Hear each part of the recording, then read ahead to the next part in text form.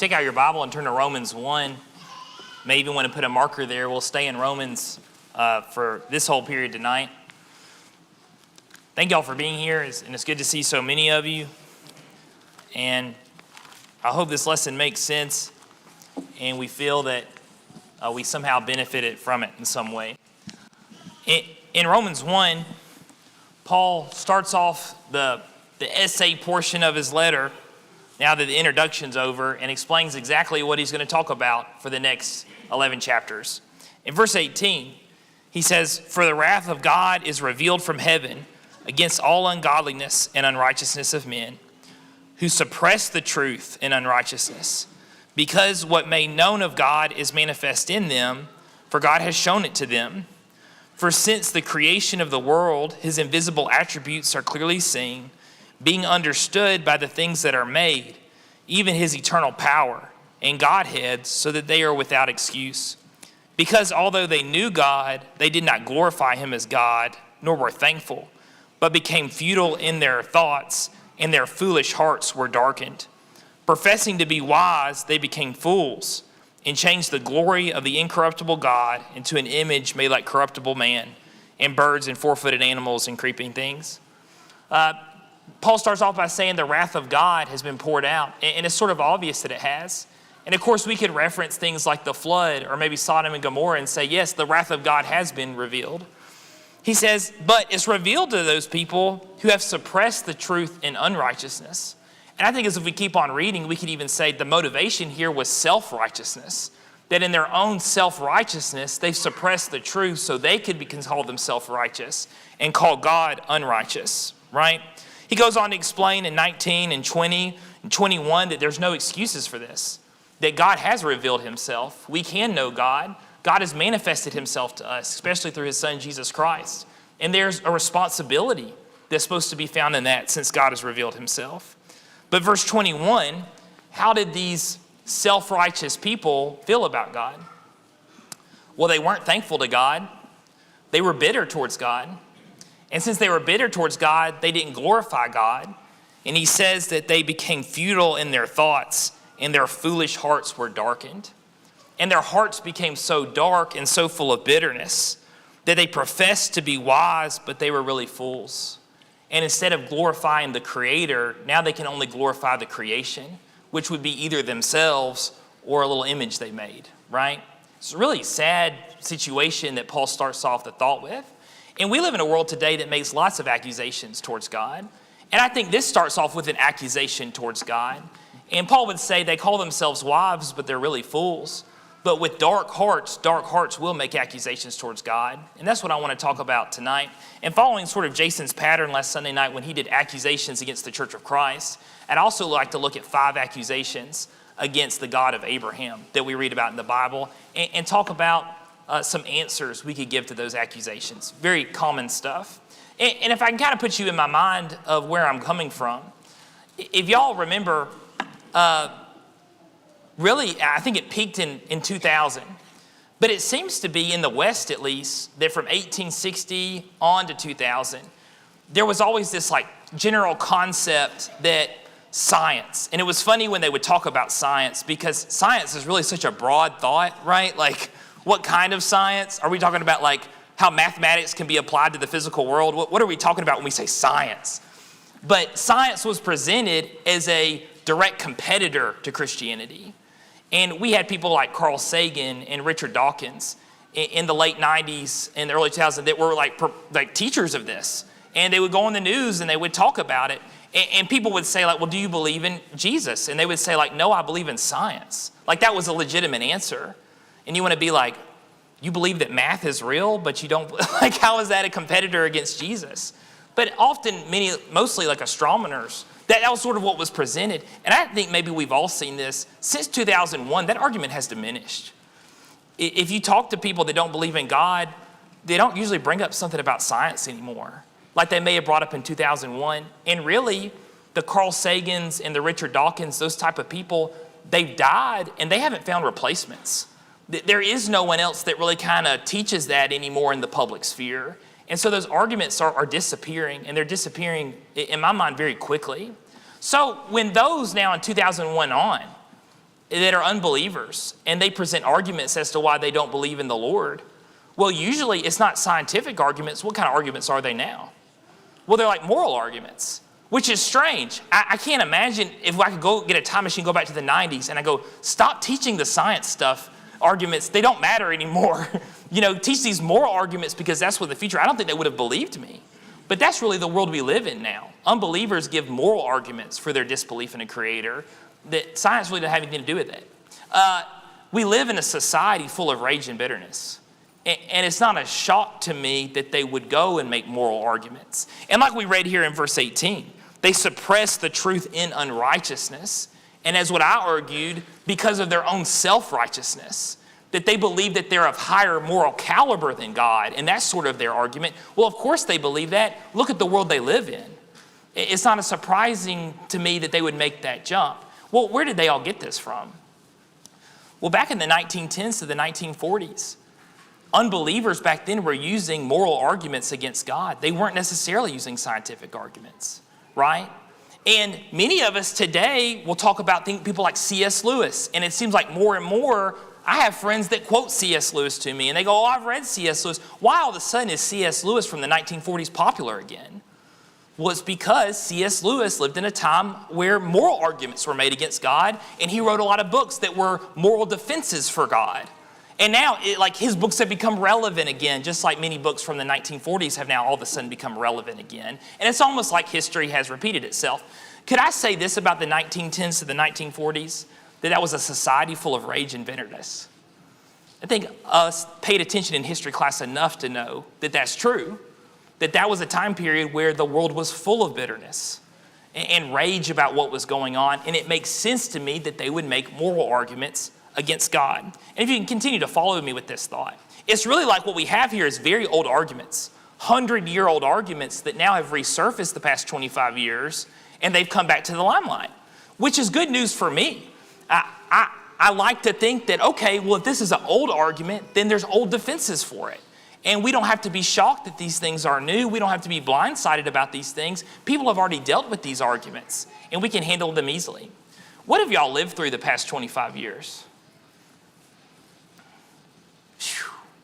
25 years have been a ride. Now, I was in 4th grade 25 years ago, but even I know it was a ride, right? And I really think maybe any of y'all agree with me, it started with 9/11. And when 9/11 happened, everything started happening after that. And we've lived through the war in Iraq. We lived through the gas prices that went along with that. I remember being 16 years old and hoping that $20 could cover me for the next 2 days to go to school and back, right? And it was things like $5 a gallon, and that was troubling, especially when being 25 years ago. That'd be like paying $8 a gallon now. It was incredibly difficult. I don't even know if this number is right. I couldn't find a number that someone had actually counted it, but I think there's been 60 school shootings since Sandy Hook, 60 plus. And Sandy Hook was supposed to be so bad, that was supposed to be the first one and last one, along with the Columbine shooting. We have a school shooting, it seems like once a month now, since the past 25 years. We all know about the 2020 pandemic. We also know that every store in America still blames everything on the 2020 pandemic, even though they can't do anything anymore. Good luck ordering a dishwasher, you're not going to get it. And they're going to say, oh, due to the 2020 pandemic on the phone, right? Our dollar value has lost 1/3 of its value in 5 years. I got that from Forbes. Good luck having money, What in the world? And really, we're living in a wealth gap that rivals the Gilded Age.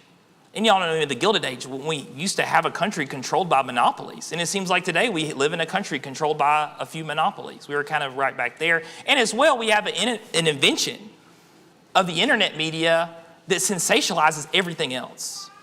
So do we live in a world full of rage and bitterness? Yes, we do. And it's not surprising to me that most people that make these arguments are 20 to 50-year-old males. 20 to 50-year-old males are the ones that are in this world, have lived in this world, and those are the kind of the demographic that doesn't believe in God anymore. And I think it's because of a lot of these concerns. We would all ask then, whose fault is this? Why has the past 25 years been like this? And of course, many people can imagine their own personal things that have happened within those past 25 years. Our answer is that it's humanity's fault. And we get that from Romans chapter 3 and in Romans 5. Look at Romans 3:23 with me. I'll start in verse 22. Romans 3:22. Paul says, even the righteousness of God through faith in Jesus Christ to all and all who believe, for there is no difference. And why do we all need Jesus Christ? For all have sinned and fall short of the glory of God. All have sinned. We've sinned now and then. All humans will eventually sin. But all humans have fallen short of the glory of God. And if we continue to read Romans, that isn't solved when we obey the gospel, falling short of the glory of God. That's solved when Jesus comes back and raises the dead, is when we'll be brought back to the glory of God. So that hasn't been solved yet. We live in a fallen world, fallen from God's glory. Look with me in chapter 5. In fact, chapter 5, verse 12, talking about Adam and how Adam and Eve released death into the world. He says, therefore, just as through one man sin entered the world, and death through sin, and thus death spread to all men, because all sinned. For until the law, sin was in the world, but sin was not imputed where there is no law. Nevertheless, death reigned from Adam to Moses, even over those who had not sinned according to the likeness of the transgression of Adam, who was a type of him who was to come. I'm not going to save the good part of chapter 5. I'm not going to read that. Why do we live in such a terrible world? And why has God taught us that the world's not really savable, it's only escapable? Well, because sin's entered the world. And since sin has entered the world, death has entered the world. And this place isn't really that great. And guess what? I don't believe it's going to get any better. I also would say, since Adam and Eve were kicked out of the garden, I don't think the world's ever been great. It's always been pretty bad. And we look at that and we go, that's humanity's fault. That's my fault. We also even argue sometimes for some of our own personal things that are going on in our lives, that's actually Andrew's fault. That's my fault that I'm in that boat. And we just have to kind of eat it and do our best to live in this world, right? But what would the unbeliever say? Well, the unbeliever says those things are God's fault. And it either may be A, that the world's so bad that there's no way a God would have created a world to be this bad. Or B, it's sort of like a circle back on itself. Well, it is humanity's fault, but since God has not acted to stop these terrible things, that must be either A, God doesn't care, or B, God doesn't real, right?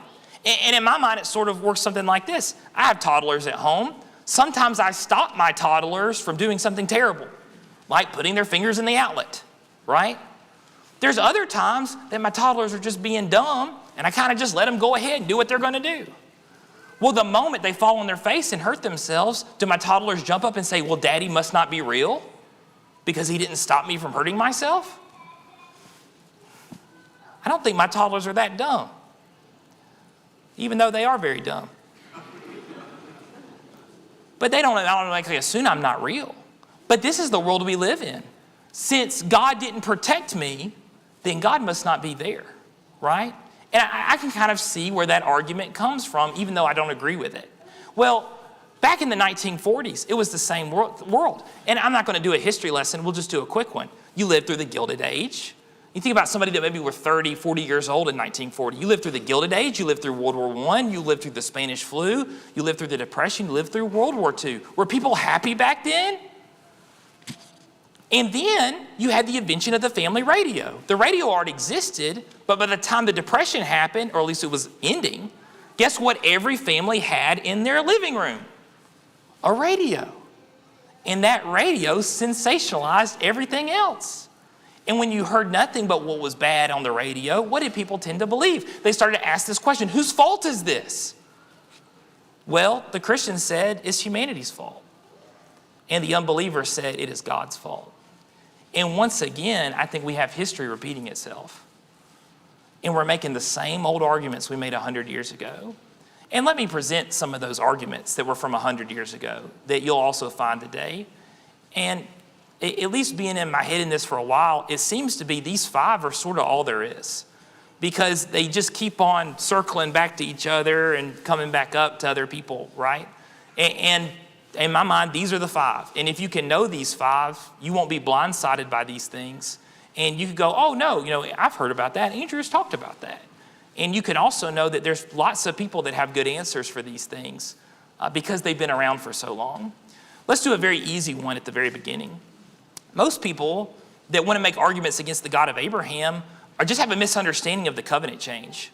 And that's the type of people, and I think, again, this is kind of a low-hanging fruit here, that will have come up to me and said, do you believe in God? And I said, well, yeah, I believe in God.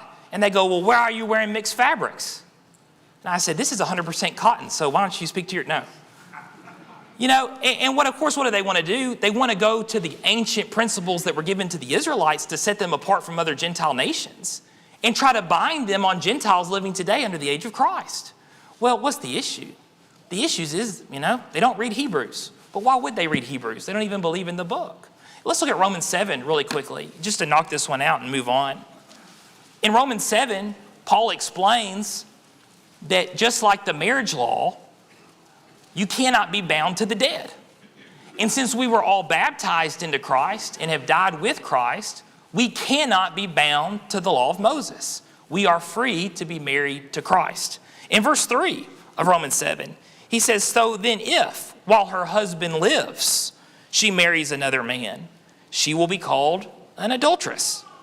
But if her husband dies, she is free from that law, so that she is no adulteress, though she has married another man.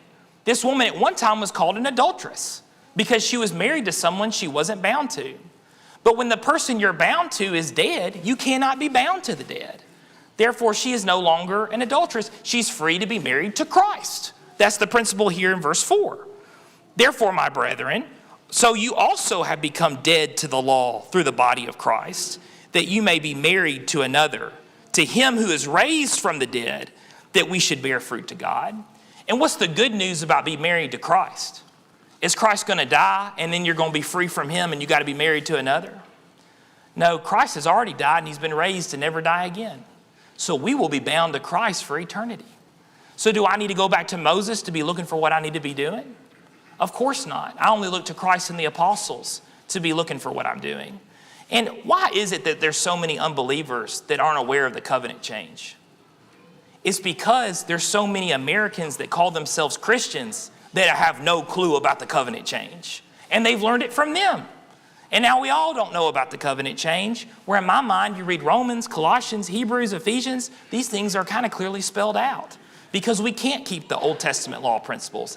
It's impossible for us to, for some of them. We can only keep the law of Christ. Here's a second one that's a little bit more difficult. There's a very popular argument that's been around since the early 1900s that Jehovah was a god derived from the Edomite pagan gods. Now, if you've seen it on the internet, it doesn't say that. It says that Jehovah was a god derived from Canaanite deities. And they may even be specific and say a storm god that belonged to the Canaanites. If we're going to talk about it being a Canaanite deity, I am still not aware of any evidence that would even suggest that. That seems to be internet lies. And as all of you know, you're not supposed to trust everything you read on the internet. We know that because Abraham Lincoln told us that, right?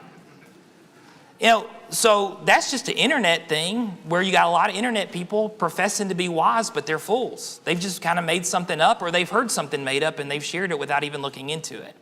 Now, there is an argument before the internet that Jehovah was a god that was derived from an Edomite or a Midianite god named YWH. And that's because Ramesses II, we have a little note from him, it's very, very tiny, but he's talking about the land of the Midianites and the Edomites, and he says they worship YWH. He specifically says this is the land of YWH, right? Now the Hebrews spell Yahweh a little differently, but you can see how that's very similar to YHWH. It's just missing an H there. And so there was an argument, there still is an argument, that okay, well Jehovah is not a god of the Israelites, but Jehovah is a god that lived in the land of Edom, and he was one part of their pantheon, and the Israelites just really liked that one, and they adopted him, and they made him the one true God in their mind. And they go, okay, well that matter must be settled. But I don't think the matter's settled at all with just that little bitty nugget. For instance, we believe that the Midianites and the Edomites were also the descendants of Abraham. The people of Midian would have been descendants through Keturah, And Edom, of course, is the descendants of Esau, Abraham's grandson. If this actually is talking about Jehovah there, the land of Jehovah, wouldn't that make sense that back in the 13th century that the Edomites and the Midianites still believed in Jehovah? If anything, I look at something like this, and I think this actually gives me evidence to further believe that Jehovah actually is the one true God, and these other Gentiles revered him as God back then. I don't see the issue, right? But I think it kind of lies a good point. We can look at the same evidence, and I could think that evidence supports the believer, and someone else would look at the same exact evidence and say this evidence supports the unbeliever. Which makes me believe it's never really been about the evidence. It's really been about what you want. Just like the Pharisees saw the miracles of Jesus and the apostles saw the miracles of Jesus. And yet one group believed and the other group didn't. Well, was it about the miracles of Jesus? It was never about the miracles of Jesus. It was about what people want. And you'll derive whatever you want. Many times when we look at Canaanite, if you want to call it archaeology, it's a little more complicated than that. But there's instances where you'll have, people will use what I call like gotcha findings. And they'll say, well, look, this Canaanite referenced the word El. So that must mean that Jehovah was originally this Canaanite God. Or maybe they'll find the word Baal. And there are times, like we've discussed, like in 1 Samuel, where David will refer to the Lord as Baal. And people will think, oh, that's a gotcha moment. Well, obviously, this is actually Baal. This isn't Jehovah. And it's all a scam. But all those words mean are words like God and Lord. And those gods, even we today use interchangeably, sometimes to be talking about Jehovah and sometimes to be talking about pagan gods. And it seems like people like David also would use those terms interchangeably. I don't know if that's really an issue again. If anything, it may give credence that there are contemporary sources that also talk about the same sort of thing. When y'all say the word Father, do you necessarily are talking about the Father in heaven? Not necessarily. The context sort of demands, right? And even the word God. You know, if I'm talking about God, usually we have to write it and we do big G or little case g, which are case tenses they didn't have to define what type of God I'm talking about. And they would do the same exact thing. Again, I don't think this is necessarily this strong, powerful evidence. Here's a third one that I don't think is incredibly strong. The Old Testament often will switch to archaic versions of Hebrew. And what I mean by that is if you would read ancient manuscripts of the Old Testament, which I know none of us do, every once in a while it'll bounce to an older version of Hebrew and would speak in an older version that would have been more difficult to read. And y'all know what I mean by this. It would be basically like we were reading something and all of a sudden it started quoting Shakespeare. And if you've read Shakespeare, it's kind of hard just to read it as it is and you're going to figure out what he's talking about. The only way you can kind of figure out Shakespeare is you actually got to go watch the play. And then the play will kind of help you understand what's being said, right? And it's because it's an older form of English. It's very difficult for us to understand. There's passages like the Song of Moses in Exodus 15 and the Song of Deborah in Judges 5 that we're reading in modern Hebrew, and then all of a sudden it switches to like the Shakespearean style of Hebrew. And some have come and pointed at those things. I actually watched a very famous person that talks about these things often, and he pointed to that thing and he said, that's kind of why I don't believe in God. It's because obviously someone has glued these things together, and when they get to the songs or the poetry in the text, they switch to this archaic style. There's no way that someone actually sat down like Moses and wrote that down. Why would they use two different types? And yet I'm thinking that, you know, when you had Hebrews that passed down this literature on to the next generation, we know that they fixed words and spelled them in a modern format. We know that they may have changed the way they use pronouns or adjectives to fit their more modern vernacular, just like we do with the Bible in English. But when they got to songs, did they modernize the songs or did they keep the songs the way they are? Do us today keep songs the way they are or do we modernize them?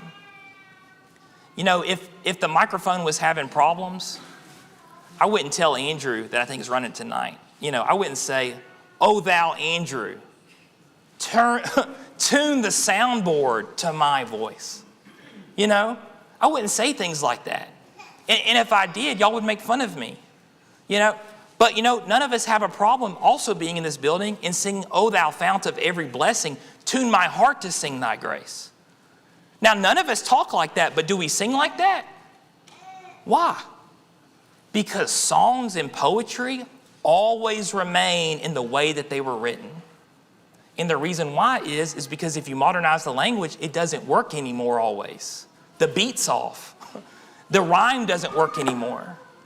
And there's been versions, you can buy like modern versions of Shakespeare, but they don't teach that in school because why would they, right? If you're going to learn it, you're going to learn it the hard way like the rest of us. And so again, all I'm seeing is things that we do today. And if anything, legitimize what we're reading. Don't bring hindrances to what we're reading. But again, someone will see the evidence and they'll think of something completely different. Let's read this with me. Turn to Romans chapter 2 as we leave these three thoughts. In Romans chapter 2, in verse 12, Paul says, "For as many have sinned without the law also perish without law. And as many as have sinned in the law will be judged by the law. For not the hearers of the law are just in the sight of God, but the doers of the law will be justified.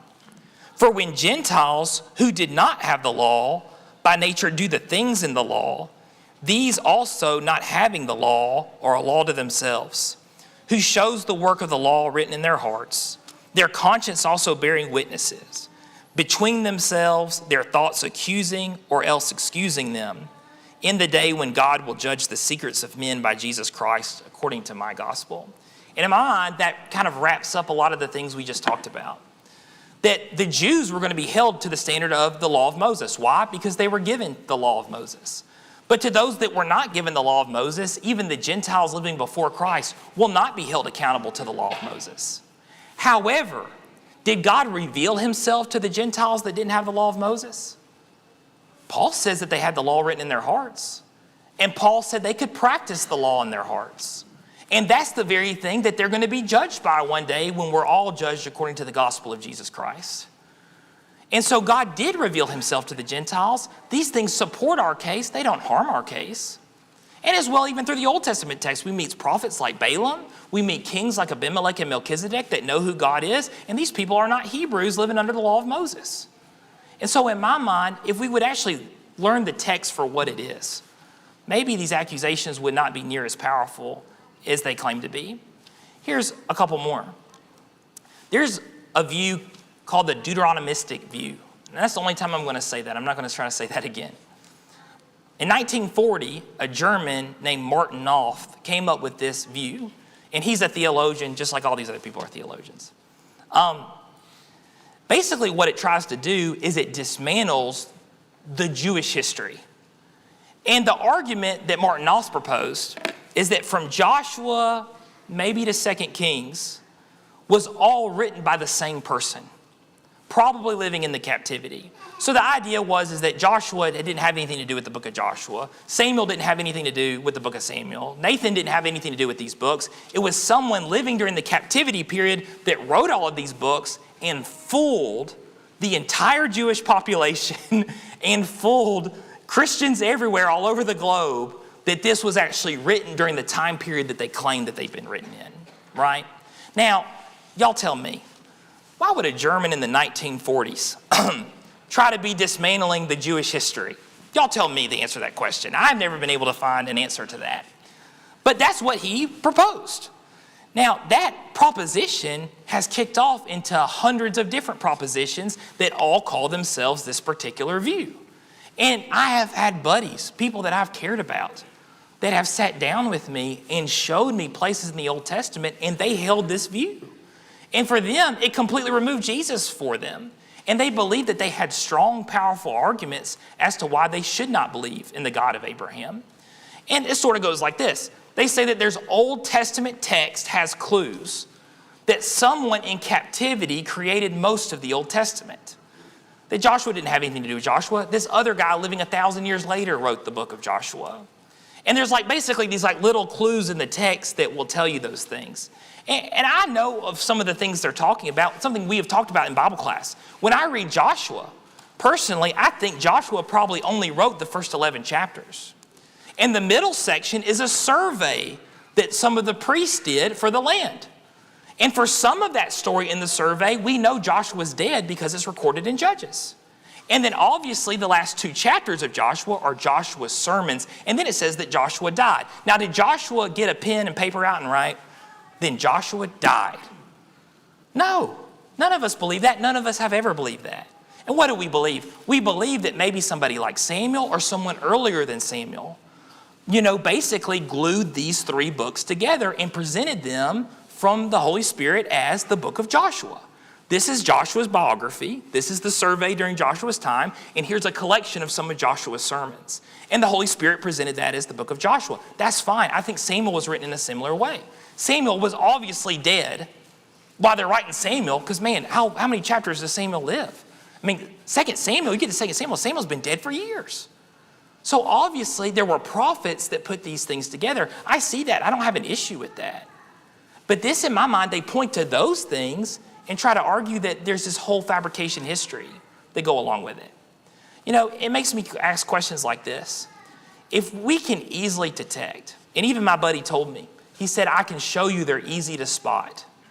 If we can easily detect these clues that tell the story that someone fabricated the entire Old Testament, then why didn't these con men not also see the clues and change them?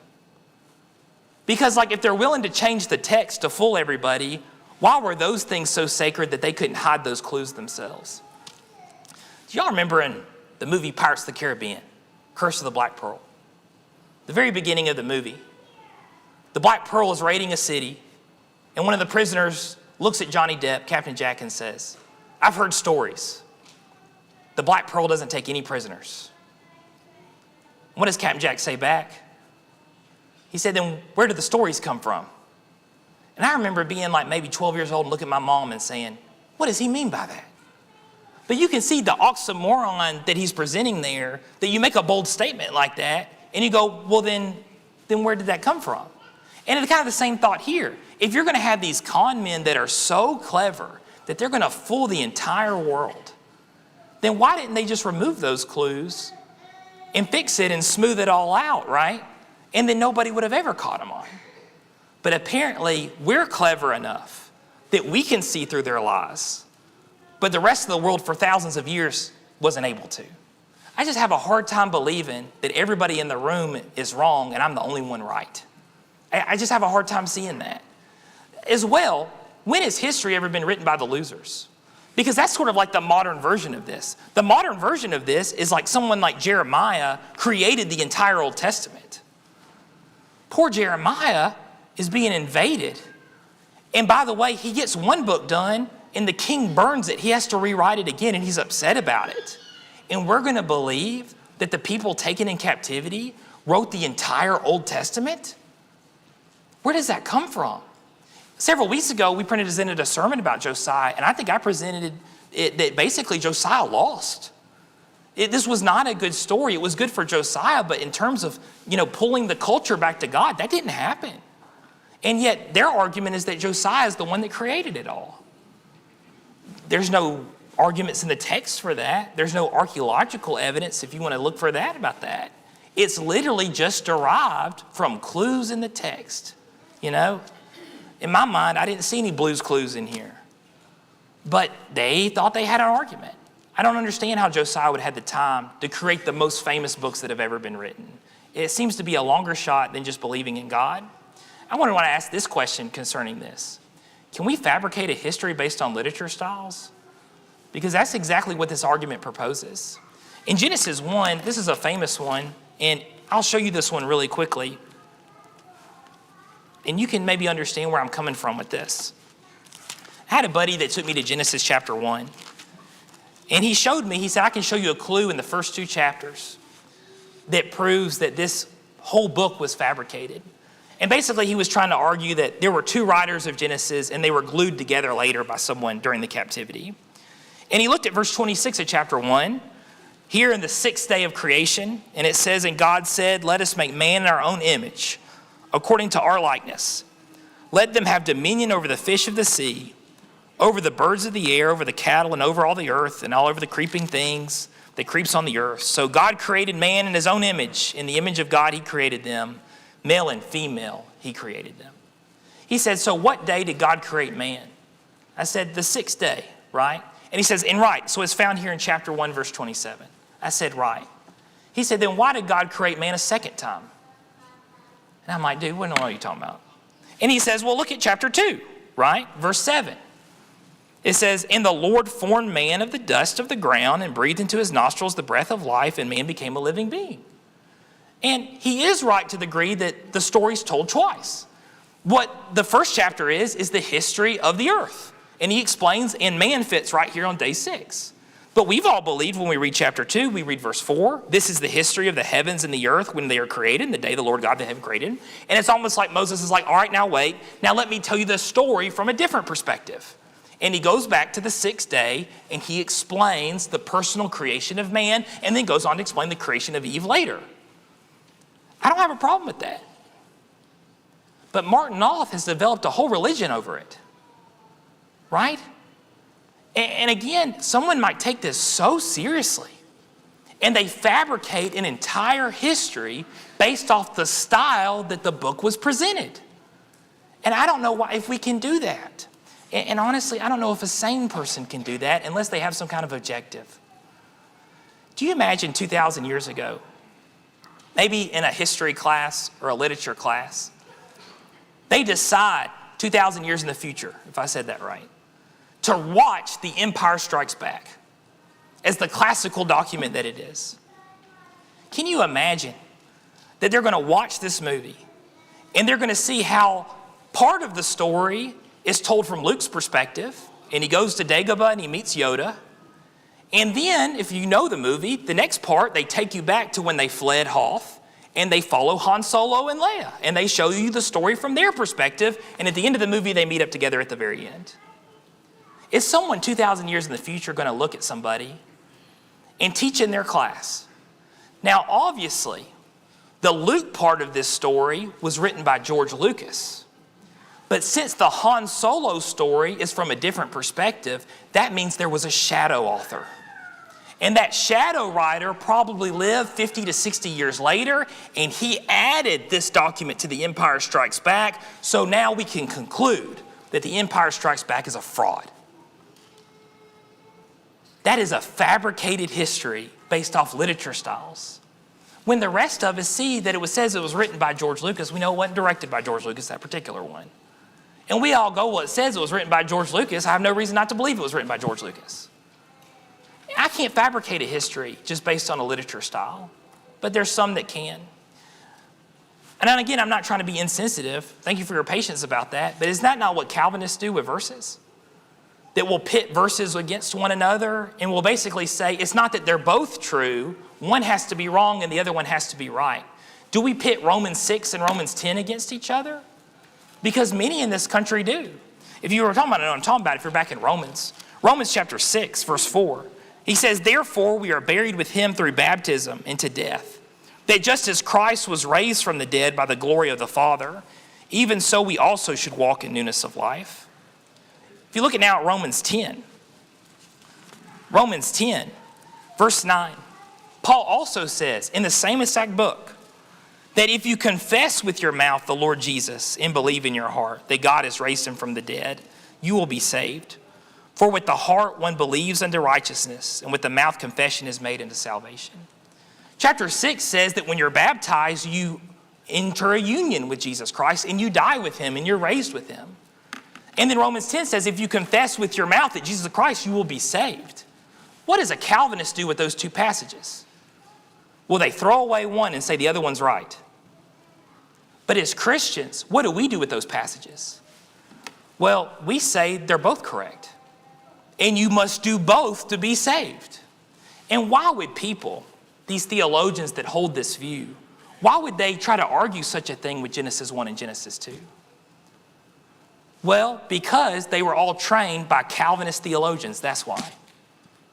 And in my mind, this is just one of the problems with living in a Calvinist society. And this is a payoff from that. One more argument. God encourages genocide and slavery. And of course, that's a very popular one.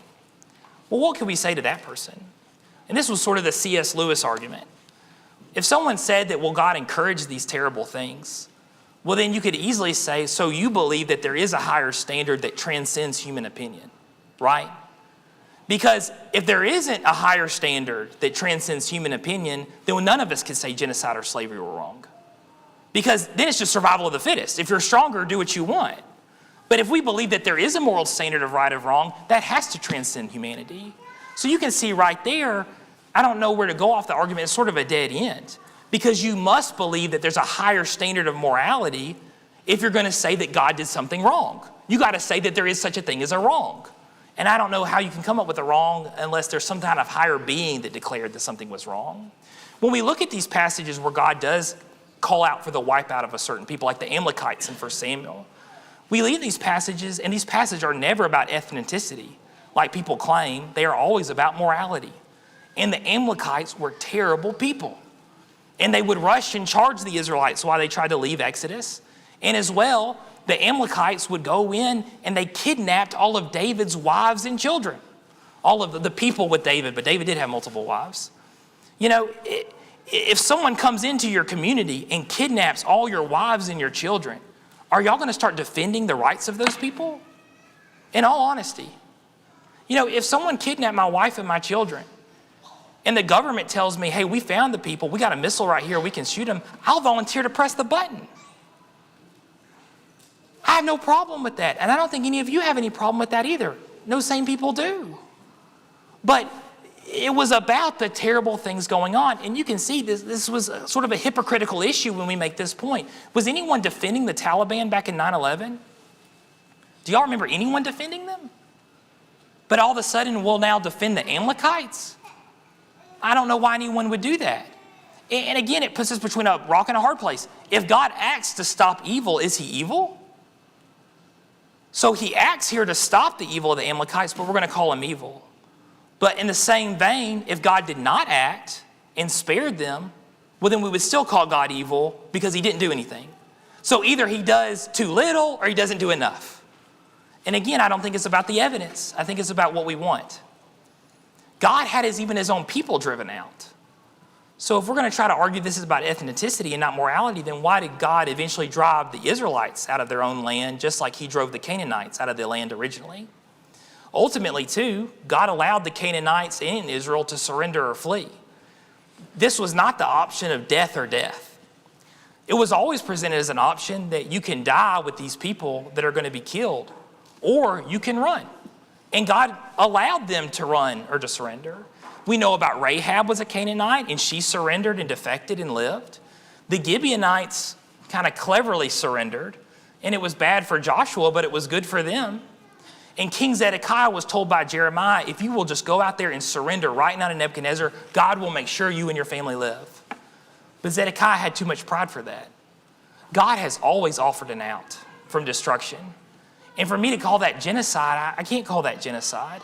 God has also offered an out of destruction for you and me too. And he has told us we can surrender to him and we can be saved and receive eternal life.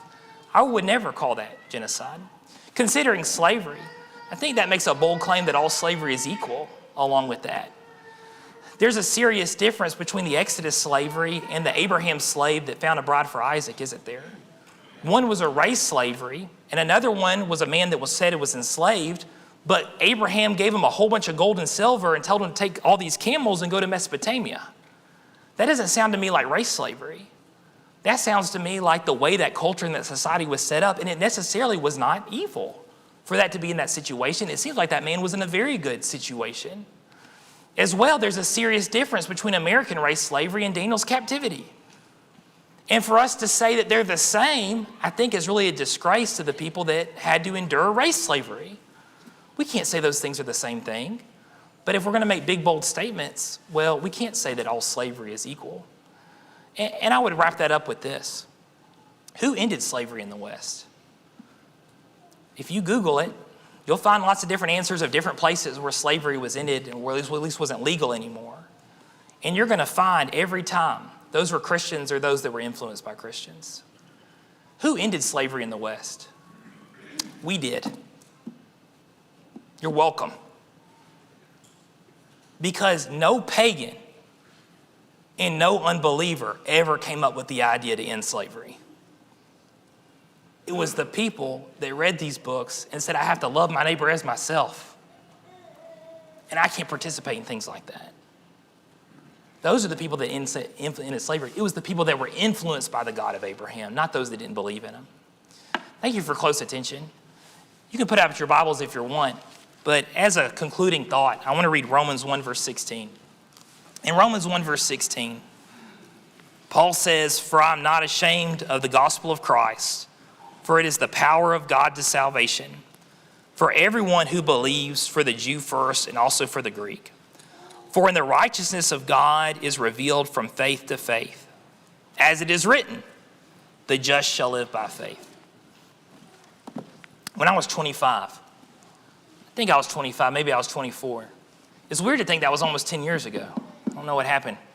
I read more than I had ever read in my life. And it necessarily wasn't fun. I was reading at school, and I had teachers that wanted you to read a book a week. And then I would come here, and I would study things with Terry. And I read, and I read, and I read that year. It was brutal. Remember, I was reading Plato's Republic at school. I was reading the Federalist Papers that Madison and Hamilton wrote in a different class. And then I'd come here and I'd read Acts with Terry, And I was just reading. I remember one time I told Terry, when we were reading Acts, I looked up at him and just all in my face, I look at Terry and I say, Terry, Paul there quoted Plato's Republic. Terry said, okay. I was fascinated. But it was because I was reading too much. And as Solomon says, many books will drive you mad. And I've been driven mad. But I remember being 25 years old and sitting on the back porch at Rick Munkus's house that he rented us with Nathan and Damon. And I had just kind of come to a conclusion that there is no way humans wrote this. There's no way. And I wouldn't make that argument to an unbeliever. I think here, this is the argument to the believer, the person that has read the books. There is no way that you get all these different authors living hundreds of years apart from each other, and they continue each other's story. That is not human. That is not natural. And here Paul quotes Habakkuk from 600 years beforehand and explains what Habakkuk does. He finishes Habakkuk's story. The just shall live by faith. Romans is an explanation of what that means, the just shall live by faith. Who does that? Who finishes a book from 600 years ago? Humans don't do that. And where I am now, since I'm a believer, I understand this is sort of a conditional evidence that this is the power of God to salvation, because you would need a supernatural being to come up with this. Only God could have come up with these books. The message is just too different. It's too unhuman. If you're there and you can recognize things like that, we want you to be unified with Christ. If you'll come forward as we stand and sing.